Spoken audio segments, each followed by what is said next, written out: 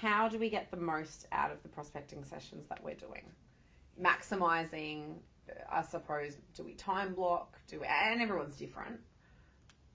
But what would you suggest are some tips to make sure we are getting the most out of it? I'm going to go three. I'm not going to overcomplicate it. Okay. Tip one. Tip one.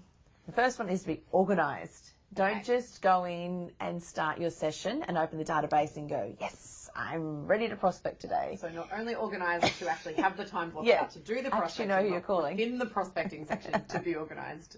So that involves who you're calling, what you're talking about. Yes. Be quite comfortable with that. Now, that could mean, I'm not saying that you have to have every single contact in front of you, but you need to ensure that you've had clear notes from your previous conversation so that when you do open that contact card, you're not overly thinking it.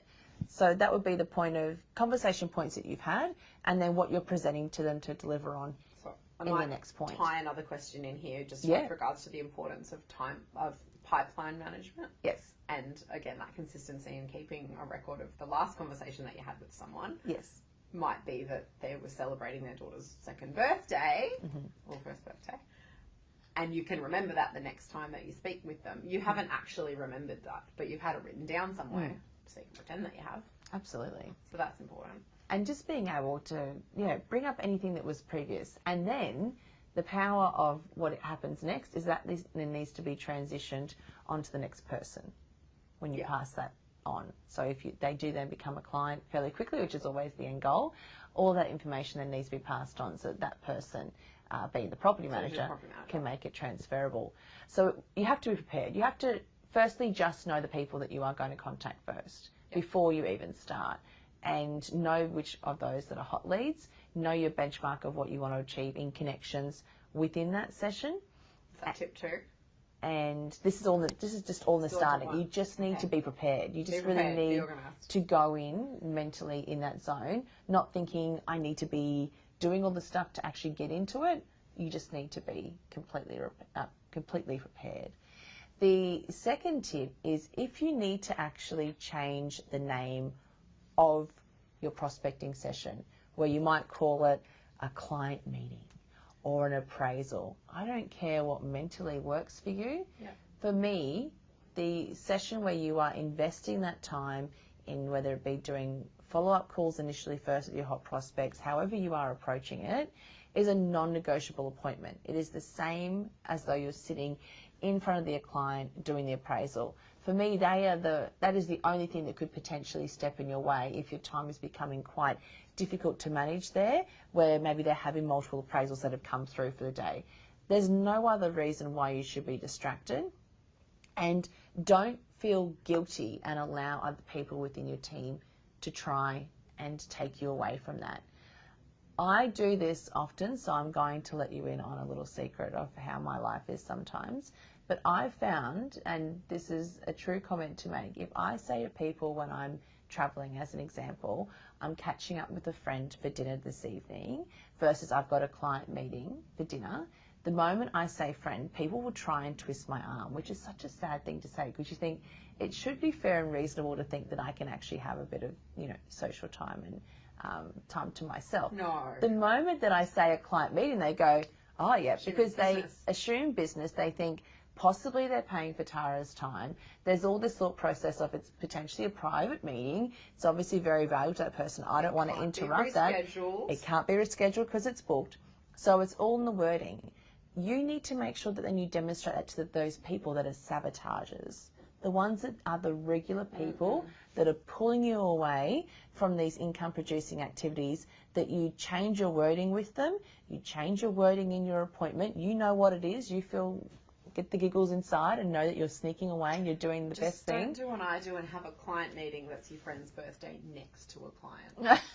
Well, that would be awkward. I thought you had I did. Think about that. Usually on a different location. Yeah. But whatever mentally gets you into that space, don't allow people to sabotage you. And because they will try. Some of the risks of what I see around that, just to expand on point number 2, is if you're in your office still, and you might decide to say block out 2.5 hours because you've got the ability to do that for that particular day, And at some point, you're probably going to want to walk out of that room, have a breather, take a break. The moment they see you, they're going to flock like, oh, she's come out, she's free, she's available, she's finished. And you know that, hang on, I haven't actually finished. I am going back into that space.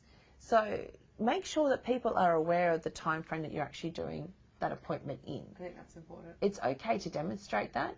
And if you feel you're consistently still getting sabotage in the office, then leave the office. Go somewhere else. There have been clients of mine that will just go into a park and they will go and do their prospecting calls. The phone technology that we have now with our database systems, we can do so much where we can be talking on the phone at the same time, opening the product normally, and then opening the actual contact card, typing in the information, resetting when we want to speak to them next, and continuing on to the next call. And this is why it's so valuable to make sure that you know your call list, because if you need to change your location and energy space, if you're getting interrupted and you're like, I can't continue to get interrupted, I have to physically get out of this space because I'm having too many distractions. Each time I have a distraction, it's costing money. Then you need to get up, go, take everything with you because you are prepared. The final phase, and this is where it goes from when you get to phase 3, is to what the future listing appointment will look like, or future negotiation opportunity to the client is closing every time with the question of when you're going to speak with them next. Correct. That is then demonstrating to them that you're genuinely interested, you mean business, you are wanting to be in control and know when the next point of contact is. Do not leave it to doubt. Do not leave it to assumption of when you're going to speak with them next. I've always, and even in what I do now, I'll always say, is next week a good time to chat again? Given the pace of what we discussed, is tomorrow a good time? Because it sounds like you're fairly keen to keep things moving. Yeah. Or would you like me to give it 2 weeks and give you another call? Yeah. And if they are really precious on their time and they're wanting you sooner, they will tell you. They will say, you know what, I've been stuffing around with this. That's usually how it starts. I've been stuffing around with this idea for so long. Been thinking about it for too long. And that's when I would suggest jumping in and saying, fantastic, I'll touch base with you tomorrow regardless. It doesn't mean that we have to do something straight away, but I don't want you to feel as though that you're having to try and make the decision on your own. So you'll continue to hear from me, and I'll keep that support open there. Go, read through everything that we've discussed, and let me help you through this, and I'll help you. We'll get the best solution possible. And let's be honest, it's our job to call them, not the other way around. Yes. We're chasing their business. And I will say that to people on the phone. It's my job to call you, not the other way around. So I'll call you in whatever suitable time period might be. Absolutely.